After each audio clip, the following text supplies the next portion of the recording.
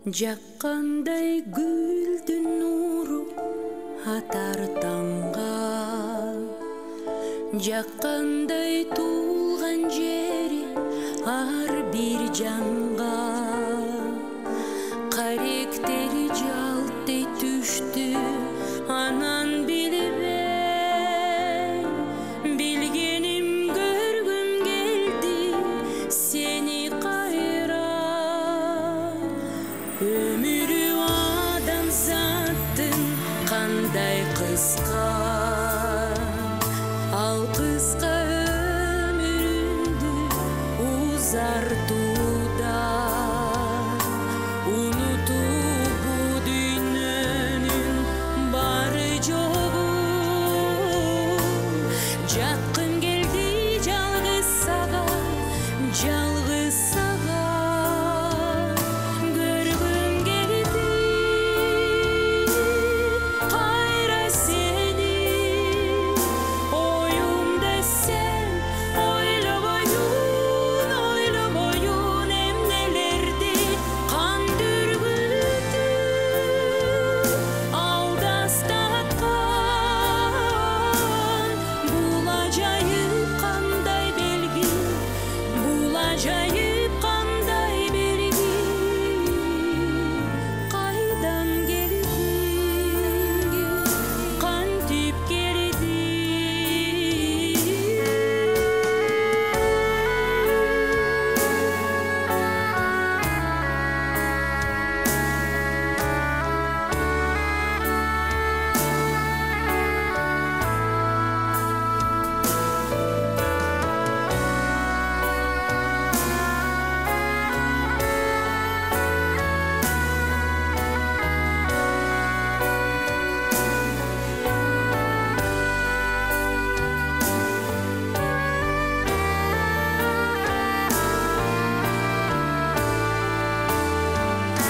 Бақтылудан жетпей бір жан маған. Өзіңді ойлой берем қайра. Жаққаның башқаларға еш нәрсе емес. Жақсам болды жалғыз саған, саға ғана.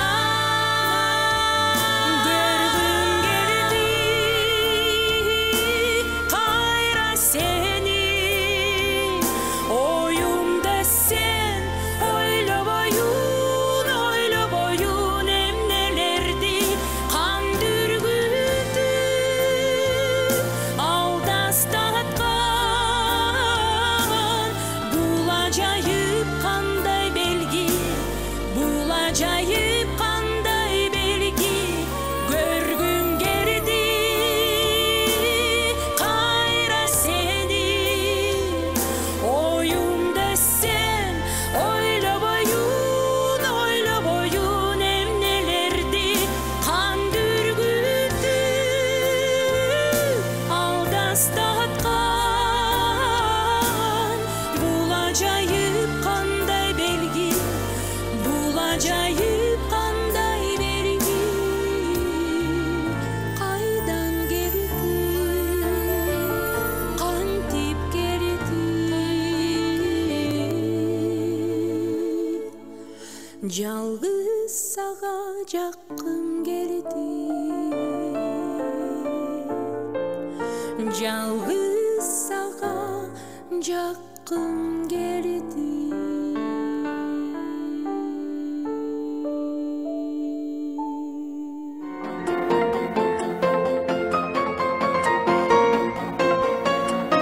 Армысыздар бардактуу телекөрүүчүлөр, ЛТР каналында ыргайланган өмүр көрсөтүсү. Биздин көрсөтүүбүздүн аты айтылып тургандай эле, албетте өмүрү өрнөк инсандардын бардыгын биз мына көгүлтүр экрандан чагылдырып келебиз. Жакыныраак отуруңуздар, анткени биздин бүгүнкү коногубуз өзгөчө, кайталангыс, өзүңүздөр билгендей композитор. Биздин айымдардан чыккан композиторлор аз. Алардын бири Кыргыз Республикасынын эмгек сиңирген артисти, кайталангыс керемет ырлардын автору Жамиля Муратова бүгүн бизде конокто. Амансызбы? Саламатсыздарбы? Сизди көргөнүзгө чексиз кубанычтабыз. Дагы деле ТТ дагы деле жаратмандыкты жаратып, дагы деле мыкты ондор жаратып атасыз. Буюрса жаралып атат, бул нерсе калтырбайт экен да, жанымды койбой эле күнбү, түнбү, кечпи, тиги эргүүң келип калса, тыкылдат мен келдим деп дагы айтпайт экен да, келе берет экен да. Албетте ондор жарала берет, анткени көптөгөн кайрыктар оюмда баягы сезимге жарап калгандан кийин бир күнү анын ырга айландырып, баягы ыр жазуунун мыйзамдарынан чекке чыкпай, ошентип жаңырларда жаратып атам. Эң сонун. Негизи эле сиздин бейнеңизди карап көрсөк, чындыгында эле ушу омончулуктун сыры эмнеде? Анан сиз артка кылчайганда ар бирисинин жүрөгүндө туулган жердин сүрөтү бар дейт, балалыгыңызды эстеп өтсөңүз. Эми уже көптөгөн эле биздин угармандар, көрөрмандар, көрүүчүлөр билип калса деле керек, ушул өмүр бою музыка менен алышып келатабыз. Эми алышып келатканым мага түйшүк салбайт. Анткени негизи эле музыка жаратуу мен үчүн оор бир түйшүк эмес. Ушул бала кезимен бери музыка чөйрөсүндө өсүп, музыканын сырын билгенге аракеттенип, билим алып дегендей, ошонун баардыгы албетте өзүнүн жакшы таасирин берип атат. Педагогика жагынан, ыр жаратуу жагынан, өзүмдүн ырларымды аткаруучулук жагынан дагы албетте тынбай иштеш керек. Анткени болду, мен бир нерсеге жеттим, ушу менен боло берем, өтө берем деген ой туура эмес ой деп ойлойм. Чыгармачылыкта негизи эле музыка бир жерде турбайт. Күндөн күнгө жаңыланып турат, жаңы агымдар пайда болуп турат. Ошонун баардыгынан кабардар болуш керек. Заман менен кошо тегеренип дегендей, ушул музыка жаратуу ырлардын дагы бир жаңы агымдарын колдонуп билип, өзүңдүн ырларыңа кошуп, ошондой менен эле күнүмдүк оокат бул бир, анан музыканы жаратуу, музыканын айланасы бул башка нерсе деп ойлойм. Бирок мага чоң кубаныч алып келген, өзүмдүн жан дүйнөмдү азыктандырып, мындай жүрөгүмдү жайдарып, маанайда кылып, ушундай бир ыр жараттым, жакшы болгум келди, ушуну ырдайм, акындар менен иштешем деген бир ой ар дайым алдыга түртүп турат экен. Алдыга бир үмүттөр менен жаңы бир нерселерге жетем деген ой ар дайым пайда болуп турат экен. Эң сонун. Анда сиздин керемет обондоруңузга кезек берели.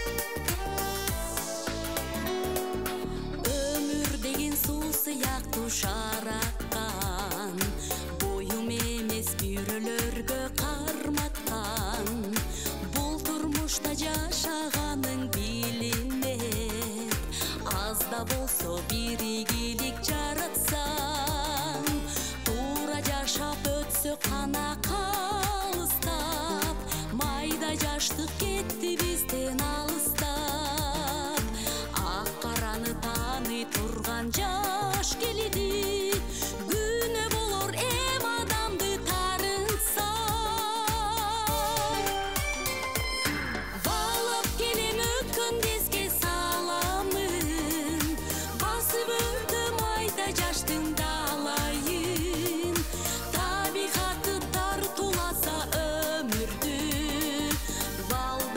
Чырак болуп жанамын, балдарыма, балдарыма, балдарыма чырак болуп жанамын.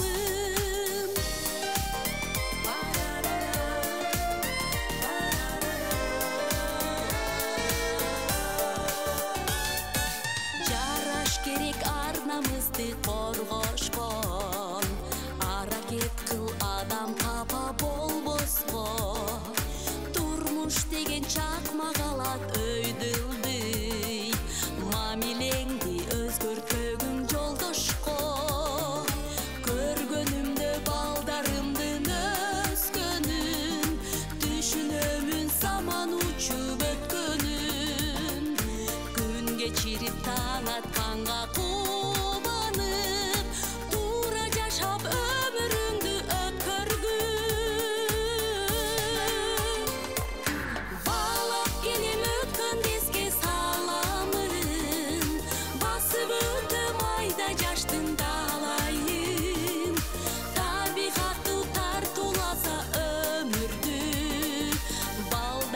чырак болуп жанамын. Балдарыма, балдарыма, балдарыма чырак болуп жанамын.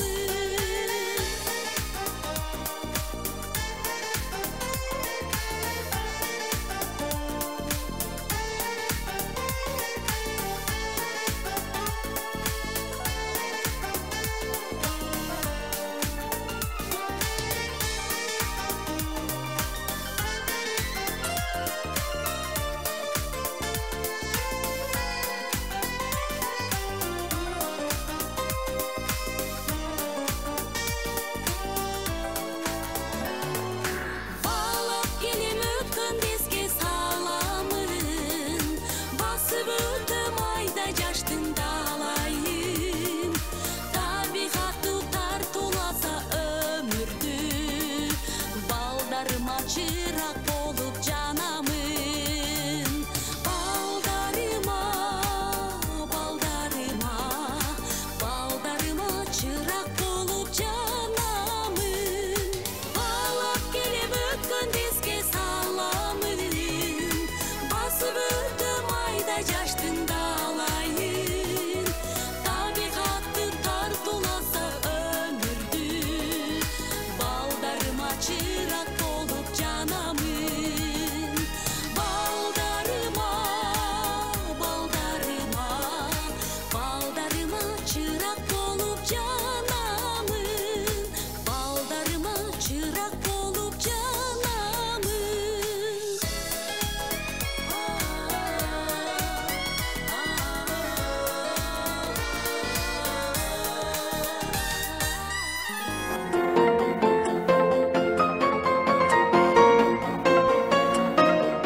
Орустун улуу композитору Глинканын бир жакшы сөзү бар экен. Музыканы эл жаратат, биз аны көркөмдөп коебуз дейт да. Кээде ушул жүрөк түпкүрүндө жүргөн бир жакшы кайрыктар келип калган учуру. Ошол учурда кандай кылып аны сактап каласыз? Ар ким ар кандай жолу бар экен. Ой, кээде ушундай бир түш көрөм десең Айбек. Андай кайрыктар бул жер жүзүндө андай кайрыктар жокко деп ойлойм да. Ушундай бир керемет балкып, ошол музыка менен айланып бир кандайдыр бир бийиктерде учуп жүргөндөй болом. Ой, кандай музыка экен. Аны эми мен түшүнүп турам. Өзүм деле жараткан жок болушум керек. Бир нерсе болуп атат да. Эми аны мен айта албайм. Ооба. Анан ойгоно калсам эле баягынын бири жок, бир да нотасы да эсимде калбайт. Ушундай бир өкүнүчтө калам да, аны ойлоп коем. Ушу замандын технологиялары өзгөрүп, түштөгү болгон нерсени бир кандайдыр бир датчиктер менен мынтип чогултуп туруп сыртка чыгарып койгон бир күн болор экен. Ай, атандай күнгө чейин жашап калбайм го. Ошондой болсо деген ой болот да. Кээ бирде ошондой түш көргөн музыкаларым учун эстеп калсам, андан ары анан фортепианого салып улантып кетем. Негизи мүнөт сайын, ар дайым секунд сайын эле оюмда бир кайрыктар келип турат. Бир ыгы келгенде аны акырын отуруп нотасын жазып, же диктофонго үнүмдү жаздырып, өзүм фортепианодон ойноп, ушундай бир чыгармалар бат эле чыгат. 1-2 мүнөттө эле. Ошон үчүн айттам, кыйналбайм депчи, кубанып турам. Кубанып турасыз, негизи жакшы ырлардын өмүрү узун болот дейт. Сиздин ырларыңызды бүгүн аткаруучулар абдан көп. Мындан мунга жаштар такат карат экен. Өзүңүз дагы бир топ жаштарга устат болуп жүрөсүз, жол көрсөтүп, мектебиңиз бар дегендей. Анан ушул өзүңүз дагы чыгармачылык үй бүлөдө тарбияланбадыңызбы? Ошонун да бир таасири болсо керек аты менен да. Албетте, анткени мунун баары тең бала кезимен жүрөгүмө, каныма сиңип калган деп ойлойм. Анткени уккан, кулакка келген бир нерсе же көз менен көрүп калган бир нерсе эч качан эстен кетпейт да. Өзүмдү аябай бактылуу сезем. Анткени кесибим дейминби, ушул өмүр жолумбу, баары тең музыка менен байланыштуу. Музыканын сырын баардыгын билип алдым деп айта албайм эч качан. Антип айтыш бул чоң жаңылыштык. Музыканын туу чокусуна жетпейм. Өмүр өткүчө жете албайм. Андай нерсе жок. Кандай бир жаңы кайрыктар келсе, ошолорду ырга айландырып, аткарып ушинтип келсем деген ой, бирок музыканын түбүнө эч ким жеткен эмес да, жете албайт. Туура. Анда сиздин дагы бир керемет ырларыңызга кезек берели.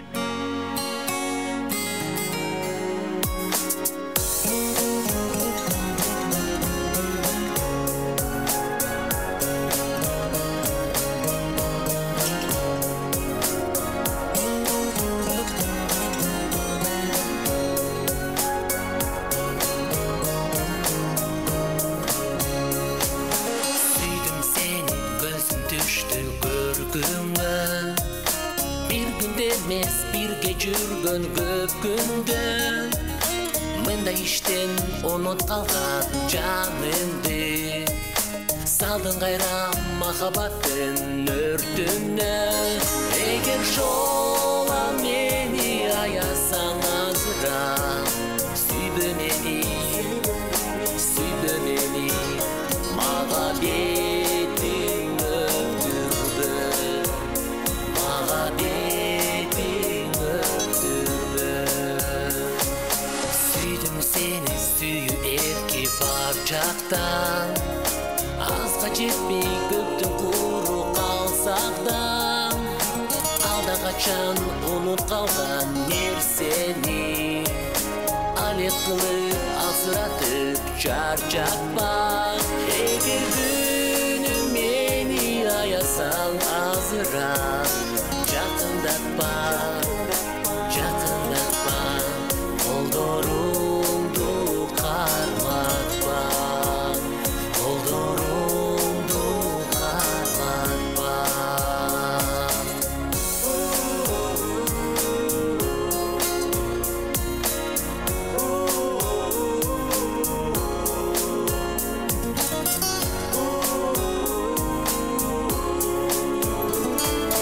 Düşünerke mangisi var bulardın, negi senden süydügün dep surandım. Eger süysöң көргө башым кирсе да, кол алдыңа кулдук уруп турармын. Ошондуктан сүйбө дедим жалыны, сүйүп калсам, кимге менин убалым, кимге менин убалым. Ошондуктан сүйбө дедим жалыны, сүйүп калсам, кимге менин убалым, кимге менин убалым.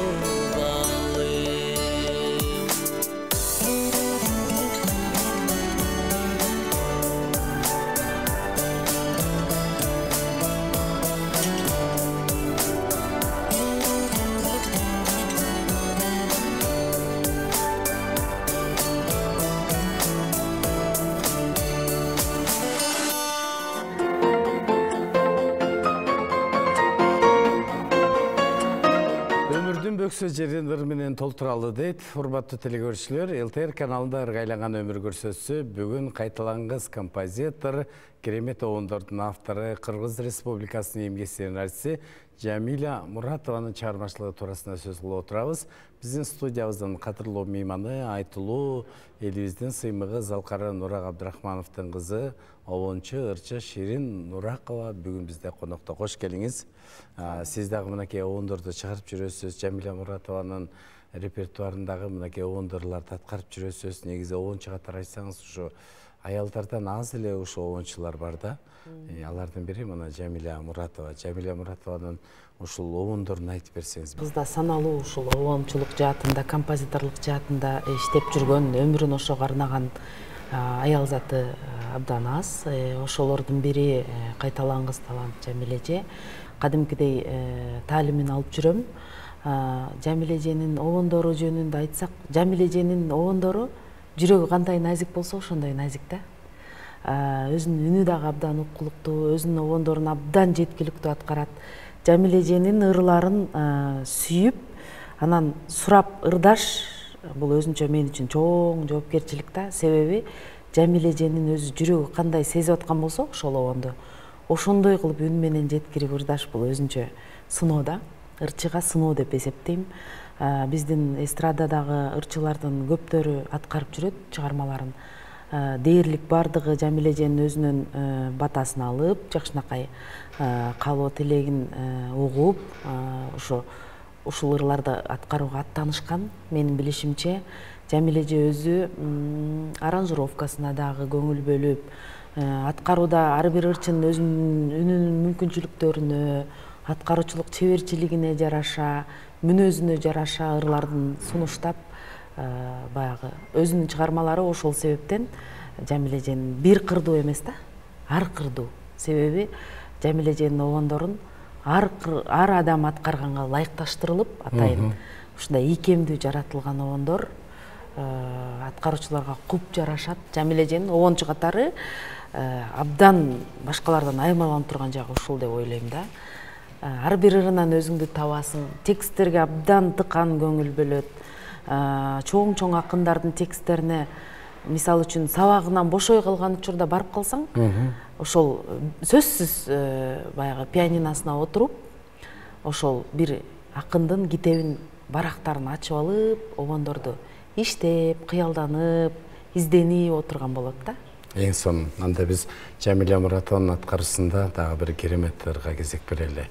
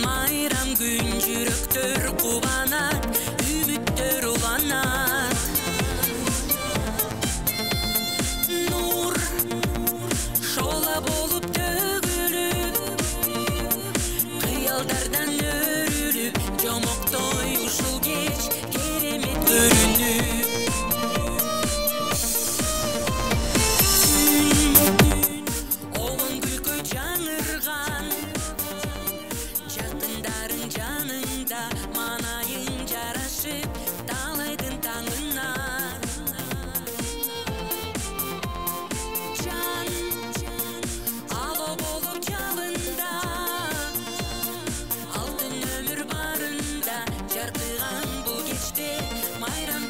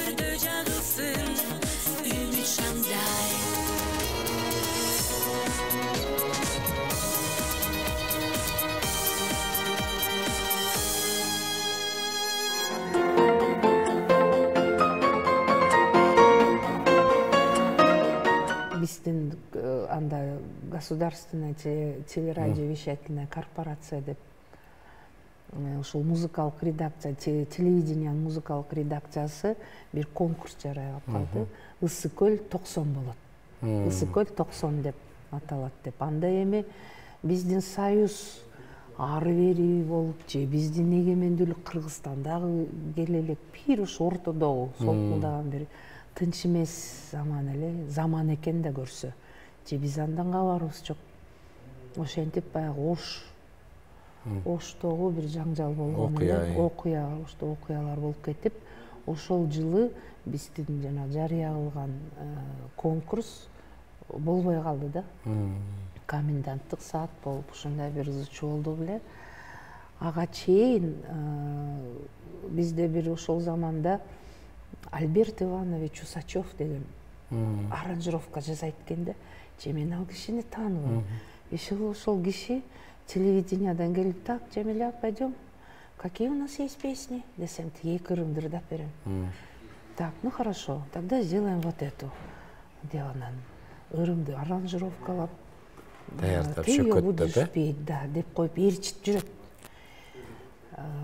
Ээрчитип болсо, эми ошондо дагы азыркы заманбап продюсерлердей болуп бир тыйын сурап койсочу, иши да жок, же менин да ишим жок.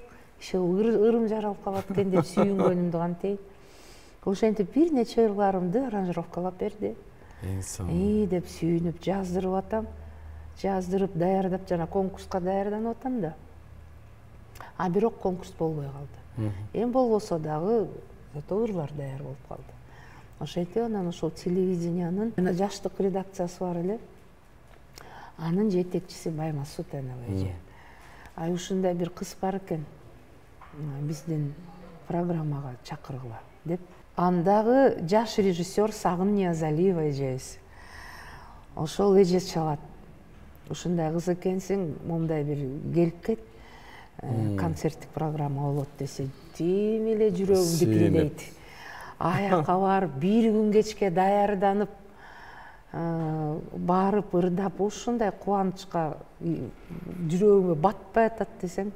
Анан бир малда ошол передачадан кийин, жаштык редакциядан кийин биздин өзүбүздүн музыкалык редакциянын режиссеру Жылдыз Токтосунова Раматылык. Анан эми Раматылык өтүп кетишти ушул адамдар. Зулумбек Нурбаев деген байкелер дүйшөмбү күнү кечинде деген программа бар. Ошол жака келип тартыласың дейт. Анда бир кубанам, баягы экиримди көтөрүп алып барам. Ошентип тартылып, элге кеңири бир жайылып кетти да бул нерсе. Кийин жанагы мыскыл тамаша программаларга чакырылып калдым. Аяка барып алып, эртерээк барып алып, өзүмдүн кезегим келгиче китеп окуп турайын деп, аябай китептерди алып алып, бет башым боеп алып китеп окуйм. Кубанычым тим эле жүрөккө батпайт. Концерттерге чакырат. Концерттерге барсам, менде эле болгон жашнакай ырчылар, ошол эле менин курбуларым. Динара Акулова, Айчүрөк Иманалиева, Алина, Гүлнара Кахарова, Жылдыз Осмоналиева, Ырыскелди, Гүлнур, Гүлнара Тойгонбаева, баарыбыз эми бир урактагы аткаруучу, жаш аткаруучу болуп чыгып, ошондой концерттерге чогуу качканыбызга абдан өтө бактылуубуз да. Каяктагы акча, каяктагы гонорар. Ырдаганыбызга сүйүнөбүз. Ошол жерден жолугуп алып, эми анда замандын да кыйынчылык, дээрлик эми азыркы замандагыдай косметикабыз деле жок. Кимде эмне бар болсо, бири-бирибизден алып, боенуп. Анан сен шаардык кызсың го, сен үйрөтчү бизге боенгонду дейт. Анан ушундай ички баягы сезимим ушундай болуш керек деп боейм. Ты так классно красишь, сонун экенсиң деп кужулдашып ошол жерде жүрөбүз. Бир дворецте, бир филармонияда көрсө, биздин чыгармачылык жолубуздун алтын доору, эң бир эч нерсеге тең эмес күндөр ошолор экен да.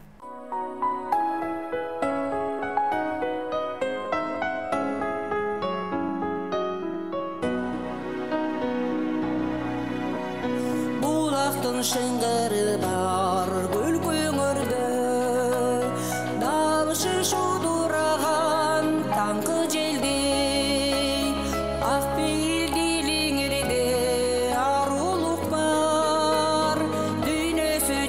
ағып жатқан ысық көлден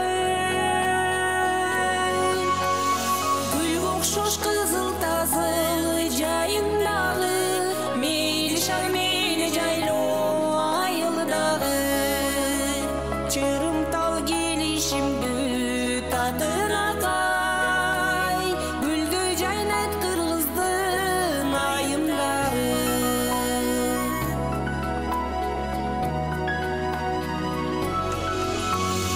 сулусуңар айымдар сулусуңар суктандыра каратып турмушуңар ар бириң жаздын назик күлүсүңөр жаркырап акак мончо шурусуңар гүл окшош кызыл тазы жайындагы мейли шар мейли жайлуу айылдагы чырымтал келишимді татына кай гүлдү жайнайт кыргыздын айымдары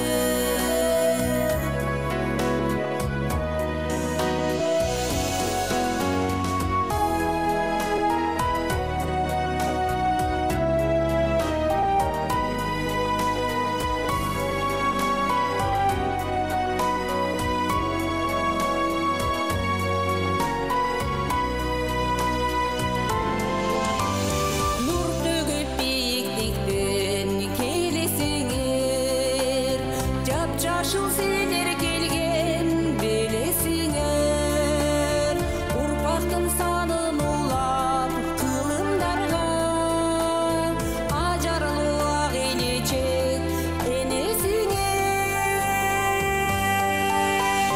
гүл окшош кызыл тазы жайындагы мейли шар мейли жайлуу айылдагы чырымтал келишимді татына кай гүлдү жайнайт кыргыздын айымдары гүлдү жайнайт кыргыздын айымдары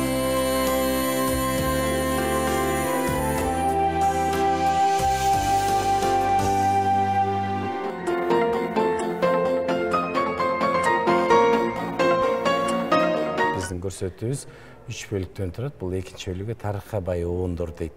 Албетте Жамиля Муратова дегенде Аккайың деген ыр эске түшөт. Кантип ушу улуу залкар акындын ырына да барып ушундай оон жараттыңыз?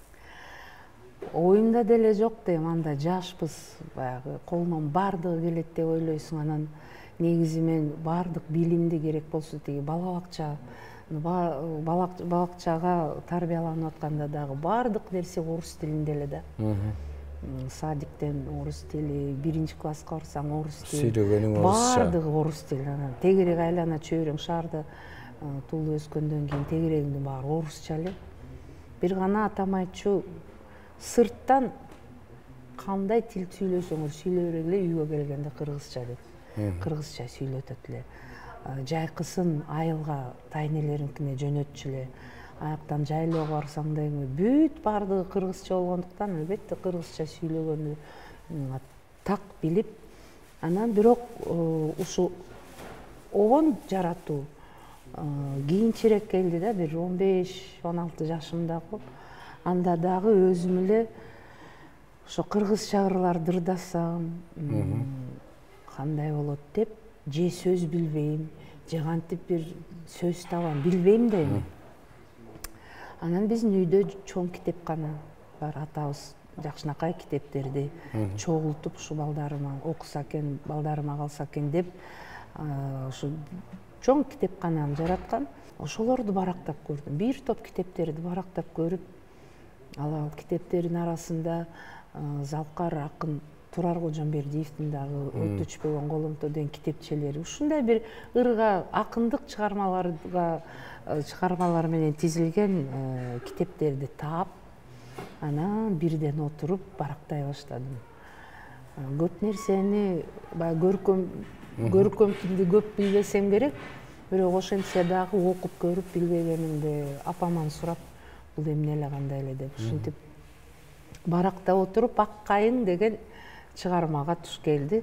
Анан окуп көрдүм. Менимче сөздөрү оңойдой көрүндү, түшүнүктүү болуп көрүндү. Анан обон өзү эле жаралып калды. Мен эми обон жаратканды мына азыр мына жерде соль нотасы болот, биягында фа диез болот дей албайм да. Кете берет. Обон өзү чыгып кете берет. Мен аны болгону аккорд гармонияларга айландырып иреттегенге жетишем. Ошентип бир бат эле бир 2-3 мүнөттүн ичинде бир обон жаралып калды.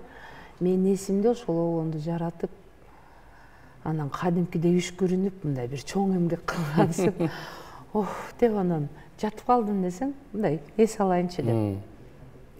Бир аздан кийин туруп кайра эстеп көрдүм, унуттумбу же унуткан жокмун деп өзүмө текшерүү жүргүзүп атам да. Унутпаптырмын. Ошол ыр. Андан тышкары жанагы Турар Кожомбердиевдин сөзүнө жазылган Айлы түндө деген бир 2 обон. Биринчи Айлы түндө жаралган. Кийин анан Ак кайың жаралып, негизи эле ырчылык чыгармачылык жолумда бул 2 чыгарма эң алгачкылардан менин ошо ырчылык жолумду, чыгармачылык жолумду башады деп ушул 2-ирди айта алам.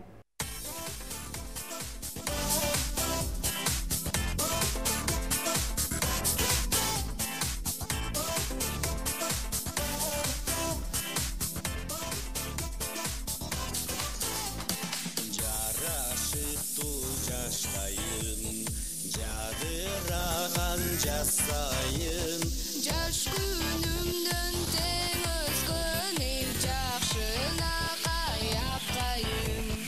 Жаш күнүмдөн тең өскөн эл жакшына каяп кайын. Бутагына коноюм, кыштын жолун тороюм. Жаштыгымды менде далбай аккан суң болоюм. Жаштыгымды менден албай аккан суң болоюм.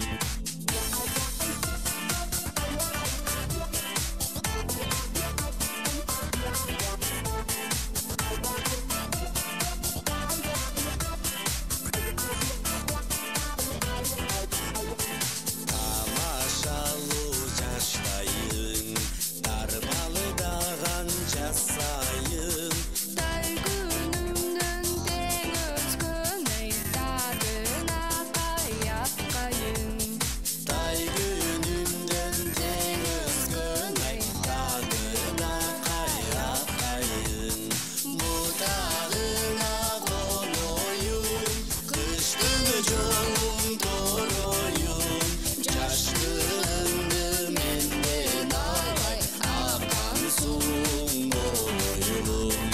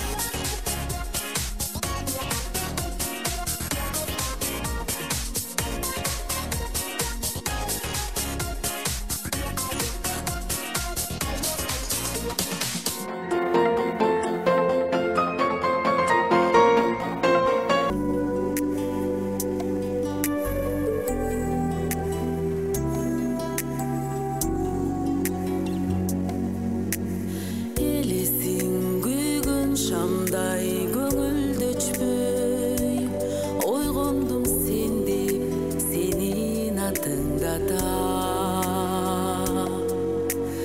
жаш теккен кош теректей жанаш өспөй экөөбүз эки жерде калдык жашап экөөбүз эки жерде калдык жашап мезгилде өңү түсү билинбеген саладан чубургандай күндөр өтөр жаркыным ай сак саламат жүрсөң экен үмүтүм жайда кышта турсун көктө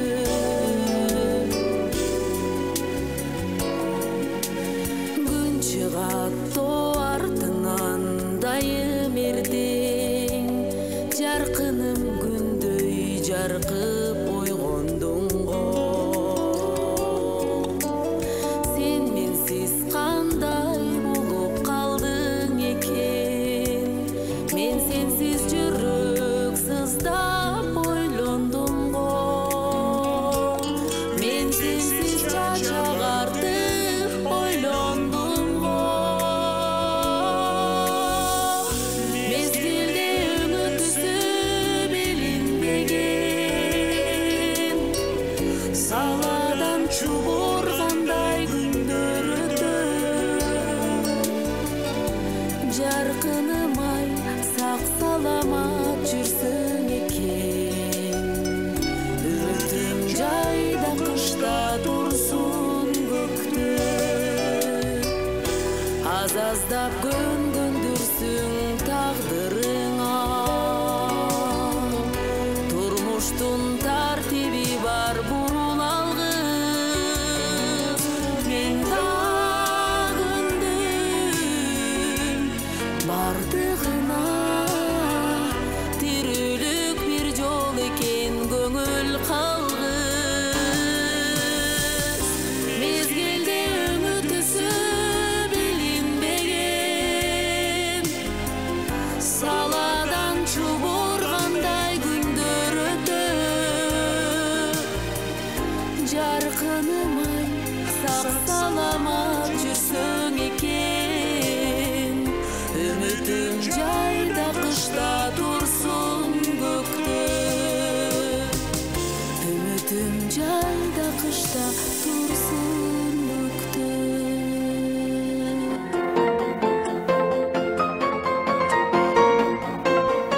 кезинде Гүлсайра Момунова апабыз сиз жөнүндө аябай жакшы айтыптыр да. Менин ырларым өлбөйт, анткени ага Жамиля Муратова экинчи өмүр берип атат депчи. Ушинтип баягы берген интервьюларын окуп калдык эле да. Гүлсайра Момунованын бир канча ырларын обон жараттыңыз. Эжени дагы өзү менен жеке жолуккан эмес элем, тааныш эмес элем. Буга себеп болгон өзүмдүн апам. Апам кыргыз элинин народ эл артисти болуп кайтыш болду, бирок ушул оркестр менен бир кайсы концертке барса керек, ал жерде Гүлсара эже да бар экен. Ошондо ушул сенин ырчы кызың турбайбы Жамиля, ушул китепти мен кызыңа белек кылам деп 1000 дүйнө деген жаңы ушул чоң калың бир чоң китепти апама белек кылып бериптир. Анан апам концерттен үйгө алып келип атпайбы китепти. Ушинтип эжең ушундай бир китеп берди. Сенин баары бир акындардын чыгармалары менен иштеп атпайсың. Эжемдин да ырларын бир байкап көр дейт. Анан эми ал да калың китепти биринчи барагынан баштап акыркы барагына чейин карап отуруп, бир нече ырлардын бир нече сөздөр абдан жакты да мага. Анан эң биринчиси болуп жанагы жазга айланып баргым келет деген ырын окуп абдан сонун экен. Ырга, ырчылыкка баягы обондуу болуп, ырдаганга абдан ыңгайлуу сөздөр экен да. Анткени жакшы үмүт бар, ырларында бир позитив энергия бар. оңой ырдала турган ыр экен. Ачык тыгыштар көп экен, созулма тамгалар, муундар көп экен. Ошондуктан баягы жабык дебестен а, о деп ачык сөздөр менен жазылган чыгармалар мен үчүн оңойлук келтирет, анткени балким мен ушу дүйнөгө ачык болгум келет. Ал сөздөр дагы ачык деп мен Гүлсара эжекебиздин мындай бир балким ички дүйнөсү менен бир кандайдыр бир кайрыктар биригип жанагы жазга айланып баргым келет деген ыр жаралып калып атпайбы?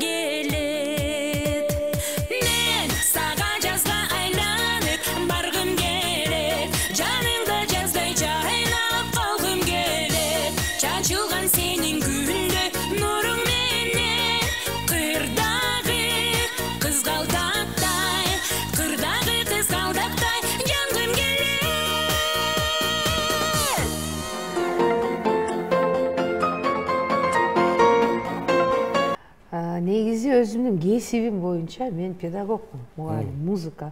Жанагы орто мектептерде ыр сабагы эмес, тескерисинче профессионалдуу деңгээлдеги балдар үчүн сабак бере турган мугалим, билимим мугалим. Куренкеев атындагы музыкалык окуу жайды аяктан фортепиано сабагынан билим берүү мугалим. Андан кийин биздин Бейшеналиев атындагы өнөр институтун аяктаганда ал жерден хор коллективи жана теория сабактарын берүүгө квалификациям ушундай мугалим. Эми албетте мугалимдик өзүмдүн кесибимди да аркалаш керек да. Мугалимдик педагогикалык стажым 1985 жылдан бери Эң биринчи шаардагы 6-музыкалык мектепте фортепианодон сабак берип, ошондо 19 жашыман баштап мугалимдик кесипти аркалап эле келатам. Аны менен бирге жана чыгармачылык жолун. Анан эми жыл өтөт экен. Сахнадагы, көрүүчүлөр дагы каалайсыңбы, каалабайсыңбы, же кандайдыр дагы бир башка далилди айта аласыңбы? Негизи эле жаштыкты жакшы көрөт, жакшы жаңы үндөрдү, сулуулукту өзүңүз айткандай. Эми бул нерсенин баары менде азыркы күнгө чейин деле бар. Бирок эми кечке эле сахнада ээлебестен ушул жаштарды тарбиялап, жаштардын өнөрүн, талантын бери сууруп чыгып, мүмкүнчүлүктөрдү түзүп берип, конкурс, фестиваль, концерттер, жаңы чыгармаларды жаратып, ошолорду көтөрүп чыксам деген ой ар дайым бар эле.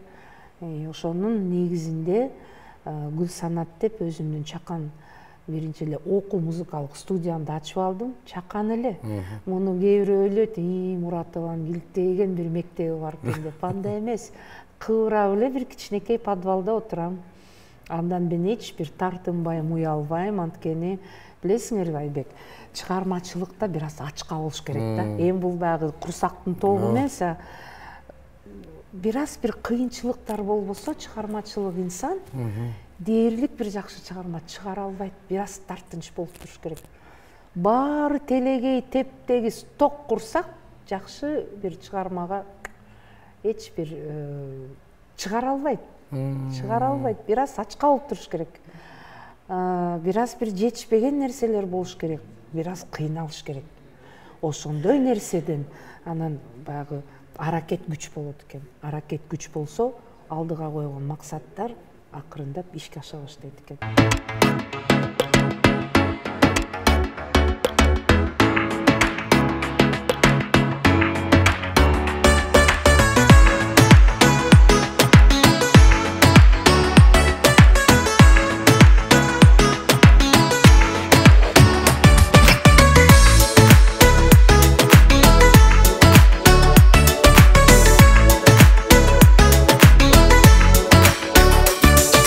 Магдырап жашыл дүнө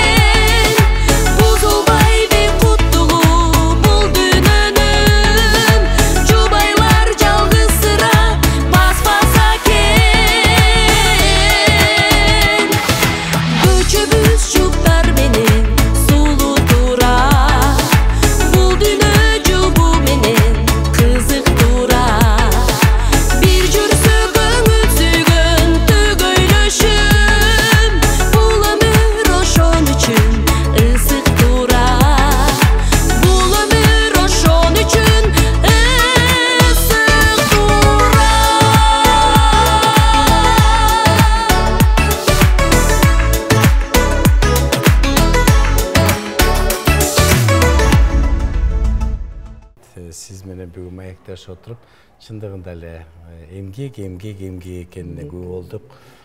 Сизге бекемден сол ыраазычылык билдиребиз. Артыңызда жакшы иштерди жасап, мынакей мурас таберик катары кайталанган сондорду жаратып атасыз. Сизге эркин микрофон биздин телекөрүүчүлөргө кайрылып, жаштарга кайталап өтсөңүз. Чоң рахмат Айбек. Ушул теледолбооруңарды көрүп байкап абдан ыраазымын.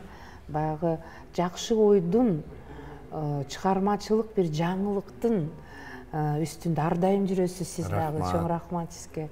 Ушунча жылдан бери эмгектенип канча жаш ырчыларды, канча орто муң болуп калган жаштарды, ырчыларды баягы унутуп калбастан чыгармачылыгын ар дайым кайрылып элге кеңири көрсөтүп келатасыңар. Ыраазычылык сиздерге. Анан биздин угарман, биздин көрүүчүлөргө да каалап кетерим, албетте жакшылык, албетте бир чоң маданиятка ээ болгонго аракет кылгыла деп айтар элем.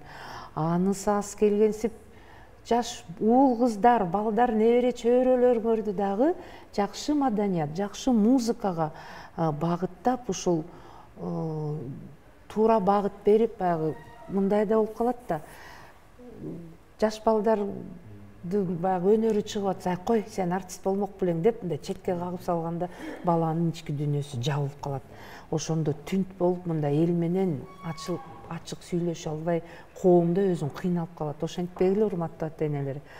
Жакшы музыка менен бирге болгула, балдарды жакшылап тарбиялагыла, бардыгыңарга ачык асман, чогулуп бир жакшы нерселерге жетели деген чоң үмүт менен жакшылык каалайм. Чоң рахмат. Рахмат сизге да бекемден соолук. Дайыма жан дүйнөңүздөн нур уштап, жакшы оондар чыга берсин, эл ичинде жашай берсин. Сизге бекемден соолук.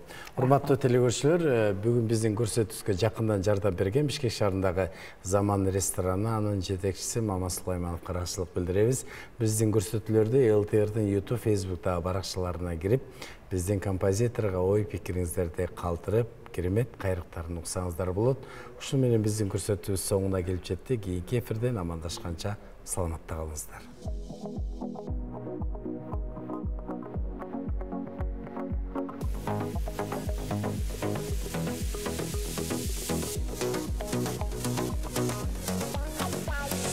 Жүрөгүмдүн түбүндөгү сырды ачсаң, ушул жыл эң өзгөчө жылдардан.